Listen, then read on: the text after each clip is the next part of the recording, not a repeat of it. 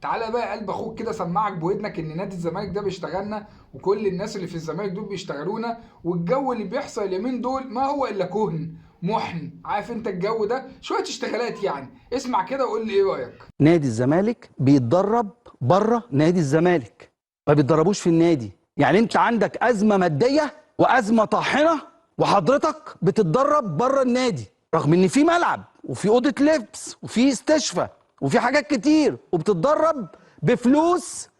يعني فلوس اهي، الفلوس يعني تفييس، خش في مليون جنيه مثلا اقل شيء في الشهر او ازيد، بتدفعهم عشان بتتدرب بره النادي. في رؤية للمدير الرياضي. اهو زي ما سمعت بودنك كده، اي حد زملكاوي اديني عقلك وامشي انت حافي. يعني ازاي فريق بيقول ان انا معيش ولا مليم وهقفل والحقونا وانقذونا والكلام ده كله، ورايح تتدرب بره، واخد الفريق كله بتاعك وبتتدرب بره؟ انت عارف يعني انت بتتدرب بره؟ يعني انت على الاقل كده بالميت بالشهر، يعني بالميت 2 مليون 3 مليون بالميت. ده فريق بقى طالع بيأجر ارض بكشافات باوض بساونا بجاكوزي بسبا.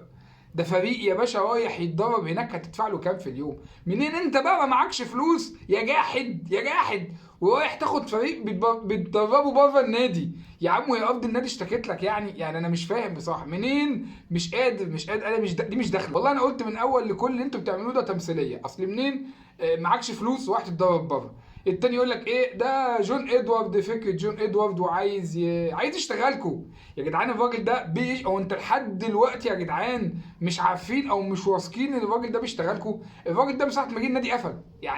يعني ده ما خلاكش تفكر في حاجه؟ الراجل جاب لك صفقات كتير فشخ، كلهم رايحين في داهيه. جايب 7 8 10 صفقات، طلعنا منهم بواحد واحد، والتاني اللي بيطلع بالاندر والبتاع، لا مؤاخذه في الكلمه يعني.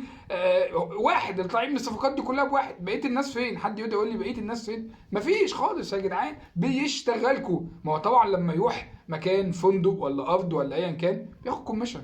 سمسار يا باشا، انت جايب سمسار، دي شغلانته، هو شغال للحاجات دي كلها. يعني فكرك لما يروح مثلا يأجر فندق ولا ملعب ولا اي حاجه ب 2 3 مليون، هياخد له منهم كام؟ يا عم ده لو خد له 400 500 الف جنيه يا عم، 100 100 بيضه. امال هو هيسيبك؟ ما هو جاب الصفقات الضرب ولبسها لك وخلاص كده. هقلبك انا بقى ازاي؟ هقعد بقى اطلع لك بقى، طب تعالى نروح نعمل معسكر في انا اللي عامل لك المعسكر، تعالى بقى نتضرب، اصل ارض النادي ما مش والنادي. يا راجل ده انت في لعيبه ما دخلتش عندك لسه النادي، في لعيبه انت جبتها ما تعرفش حتى نادي الزمالك ده فين ولا مكانه فين ولا عنوانه فين، ما اتدربتش في النادي. انت مدرك يعني ايه جبت لعيبه وما دخلش لسه النادي اصلا؟ ده انت جبت لعيبه يا راجل ولسه ما لعبتش في الملعب. انت يا جدعان يعني اصل مش معقول انتوا بالسذاجه دي. يعني ما شاء الله، يعني الناس اللي عندكم قيمه وقامه يعني.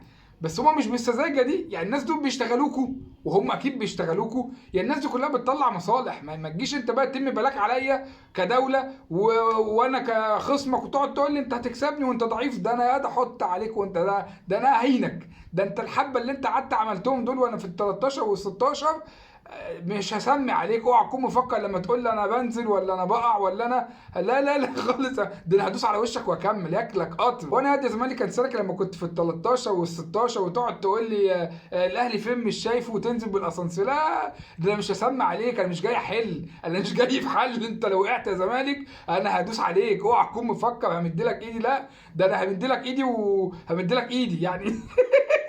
اوعى تفكر يا ده زمالك يا كلش الكلام ده معانا خالص. يا بطلوا بقى يا جدعان محن وكهن اللي انتوا شغالين فيه ده. جو الشحاته ده مش لايق عليكم يا جدعان، مش راكبه مش راكبه.